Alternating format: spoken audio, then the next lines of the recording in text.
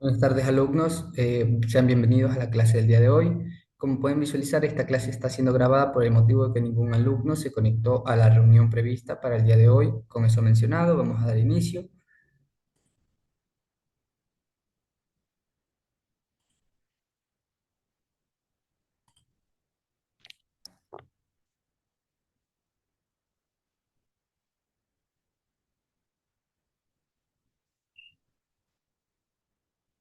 Como pueden visualizar, alumnos, el tema de la clase del día de hoy es la salud del sistema circulatorio. En la actualidad, en los países desarrollados como Estados Unidos, Rusia, otro tipo de país primermundista, los trastornos del sistema circulatorio constituyen a la principal causa de mortalidad.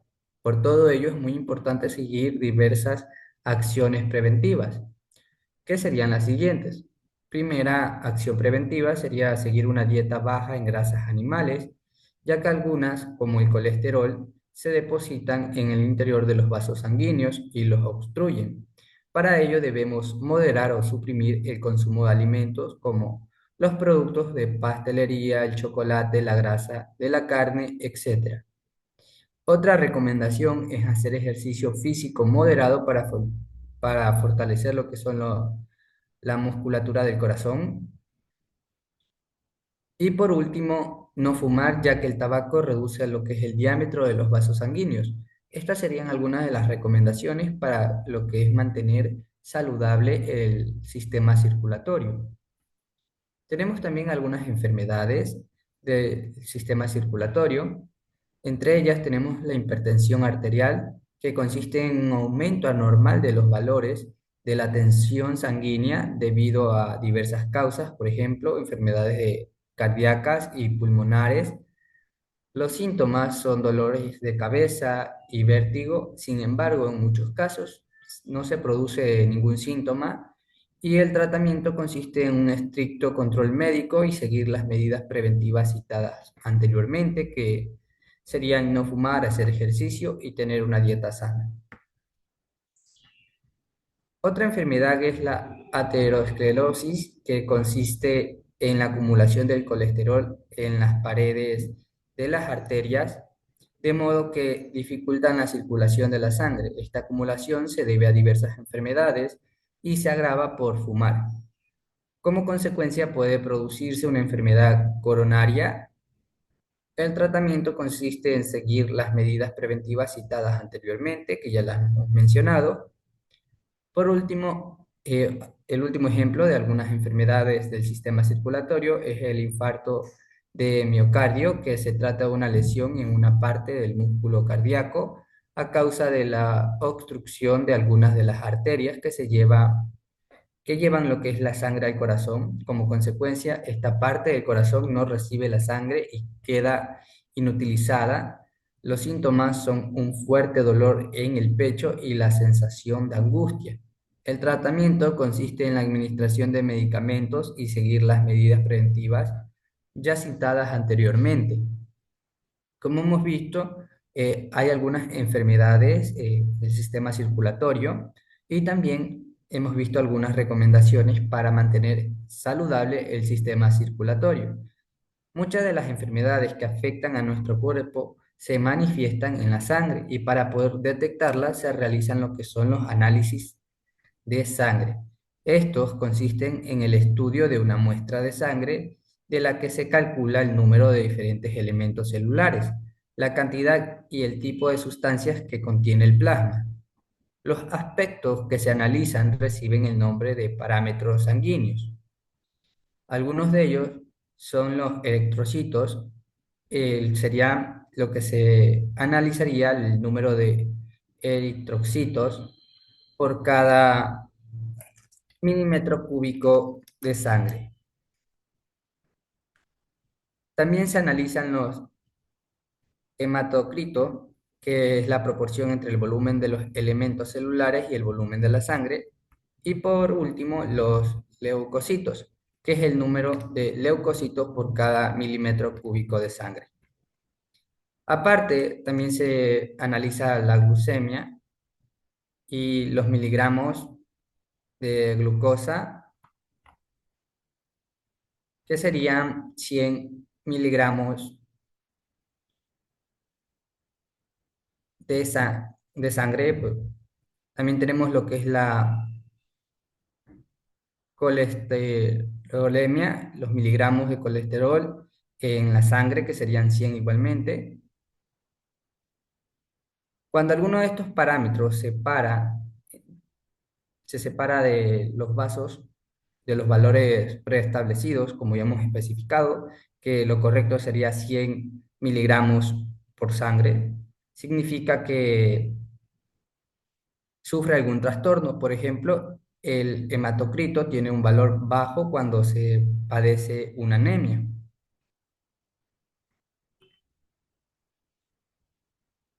El siguiente tema de la clase del día de hoy es el cerebro humano. A lo largo del proceso evolutivo, el cerebro humano ha alcanzado un elevado grado de desarrollo que ha permitido un mayor perfeccionamiento de sus funciones. En este caso, el cerebro humano consta de dos hemisferios cerebrales, que serían el derecho e izquierdo, divididos por el cuerpo calloso, que es una densa masa de fibras nerviosas. La corteza cerebral es la parte del cerebro donde se integra la información que llega a este y se elevarán las respuestas y se llevan a cabo los procesos de la memoria y el razonamiento. Por esta razón, existe una relación directa entre la superficie de la corteza cerebral y el grado de perfeccionamiento de las funciones cerebrales. Para aumentar esta superficie se ha desarrollado unos repliegues denominados circunvolaciones cerebrales que aparecen en los mamíferos. El gran número de estas en el ser humano hace que su corteza cerebral tenga una superficie de aproximadamente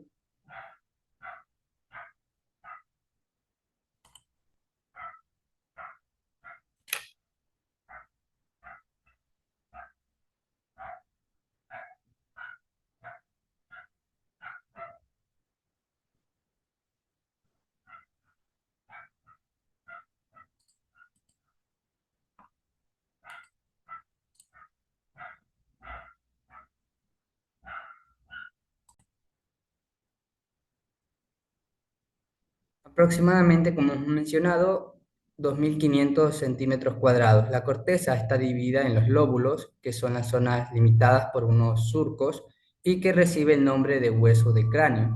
Más cercano tenemos el formal, el parental, el temporal y el occipital.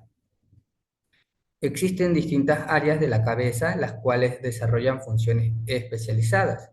Por ejemplo, la corteza motora, que controla los movimientos de los músculos esqueléticos, se localiza en el lóbulo frontal.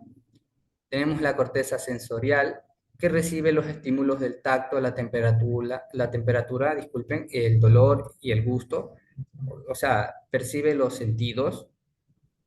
Esta está situada en lo que es la parte superior del lóbulo parietal. Tenemos la corteza visual, a ella llegan las sensaciones visuales que ocupa lo que es el lóbulo occipital. Tenemos la corteza auditiva, cuando recibe los estímulos sonoros y se encuentra en la zona más próxima al oído y ubicada en el lóbulo temporal. Por último, tenemos la corteza de asociaciones o asociación. Existe otras áreas de la corteza cuya función es relacionar la información que recibe el cerebro y que acerca el medio con las emociones, la memoria y el aprendizaje. Estas zonas se localizan en el lóbulo frontal, el temporal y el occipital. Aunque el mecanismo de los procesos que tiene lugar en ellas está todavía en estudio, en la parte central del encéfalo se encuentran dos estructuras formadas por sustancias gris, que es el tálamo y el hipotálamo, que participan en los procesos de integración y procesamiento de los estímulos. El caso del tálamo interviene en lo que es la conexión de las zonas sensitivas y motoras de la corteza. Y el hipotálamo recibe información sobre el estado general del organismo y regula procesos metabólicos a través del sistema endocrino que describimos en la próxima unidad, o bien a través de lo que son los impulsos nerviosos que causan sensaciones como la de sed o el hambre. La inteligencia es la facultad de pensar, conocer y comprender la información que recibimos del medio y se manifiesta en los cerebros más desarrollados, como en el del ser humano. Se basa en la capacidad de memorizar y por tanto de aprender.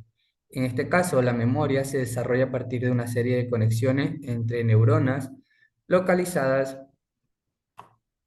básicamente en lo que es la corteza de asociación, que almacenan los estímulos que llegan al cerebro. Comprende tres fases distintas, que son las siguientes. La memoria inmediata es la información que se acaba de recibir y se mantiene unos segundos en las redes de la corteza sensorial. La memoria reciente es la que retiene hechos y pensamientos localizados en un periodo de unas horas. Y por último, la memoria remota, que comprende los hechos y pensamientos más antiguos. Cualquier nuevo estímulo que llegue al cerebro, ya sea visual, sonoro, táctil, etcétera, es comparado con una experiencia similar anterior. De este modo se desarrolla el proceso del aprendizaje. El ser humano tiene la capacidad de comunicarse mediante lo que es el lenguaje, que es el código empleado para que el individuo pueda comunicarse con otro ser humano o otros seres humanos. De esta manera se aprende durante la infancia, desde que el niño es capaz de emitir sonidos y comienza lo que es su etapa de aprendizaje y a asociar algunos sonidos con determinados objetos y desarrollar lo que es el lenguaje oral. El lenguaje escrito se aprende en una fase ya de maduración posterior de los niños. Así la memoria es la base que permite el aprendizaje del lenguaje. El proceso del pensamiento se basa en lo que es la capacidad de comunicarse por medio del lenguaje. Permite asociar además de estímulos concretos, ideas almacenadas en la memoria, con lo que se llega a desarrollar el razonamiento y a tener la capacidad de juicio.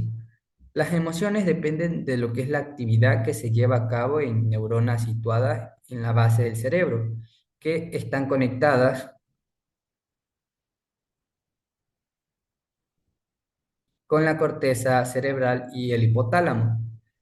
Esta conexión permite que tanto un determinado estímulo externo como un pensamiento produzcan reacciones en el organismo como la aceleración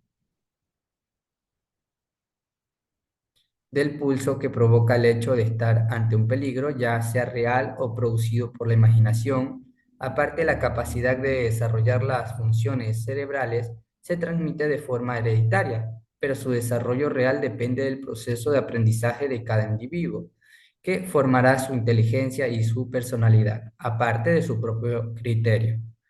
Como pueden ver, tenemos el sistema nervioso.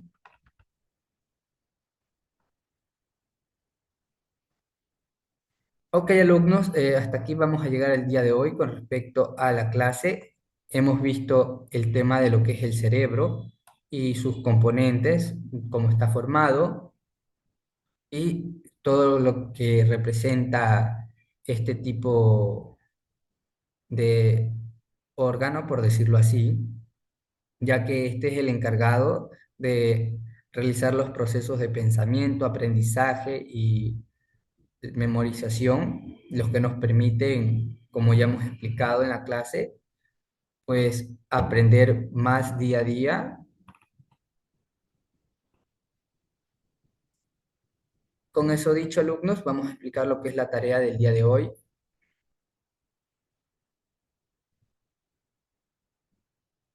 Para la tarea en clase tienen que realizar la siguiente actividad, que es, como hemos visto en clases anteriores, disculpen, es responder las tres preguntas que están visualizando en este momento.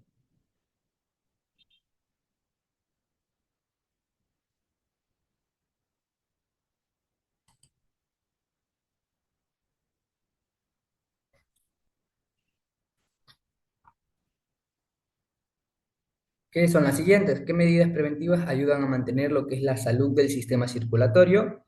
Todas estas preguntas que están visualizando en este momento están hechas a base de la información que hemos aprendido el día de hoy.